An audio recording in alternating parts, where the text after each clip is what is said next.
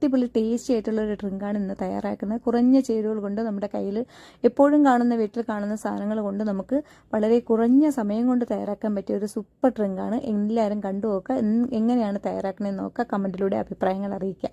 അപ്പോൾ ആദ്യമായി കാണുന്നവരാണെങ്കിൽ ചാനൽ ഒന്ന് സബ്സ്ക്രൈബ് ചെയ്ത് ലൈക്ക് കൂടി ചെയ്യുക. തയ്യാറാക്കാൻ വേണ്ടി ആദ്യം വേണ്ടത് ബ്രെഡാണ്. ഞാനിവിടെ ഒരു 3 സ്ലൈസ് ബ്രെഡ് എടുത്തിട്ടുണ്ട്. നല്ലതുപോലെ ഇതുപോലെ കൈകൊണ്ട് തന്നെ പൊടിച്ചെടുക്കുക. മിക്സിയിലൊന്നും ഇട്ട് പൊടിക്കേണ്ട കാര്യമൊന്നുമില്ല. അതുപോലെ തന്നെ ഇതിൻ്റെ 4 ചുറ്റും നല്ല മുരിഞ്ഞ ഭാഗം ഉണ്ടല്ലോ, അതൊന്നും ഞാൻ കളഞ്ഞിട്ടില്ല. ഇതുപോലെ അങ്ങ് മൊത്തത്തിലൊന്ന് ഇതാക്കിയെടുക്കുക. അപ്പോൾ ഇനി ഇതിലോട്ട് 2 ടേബിൾ സ്പൂൺ പാൽപ്പൊടി ഒന്ന് ചേർത്ത് കൊടുക്കുക. മധുരമൊന്നും ആവശ്യമില്ല, നമുക്ക് പാൽപ്പൊടി ചേർത്ത് കൊടുക്കാം.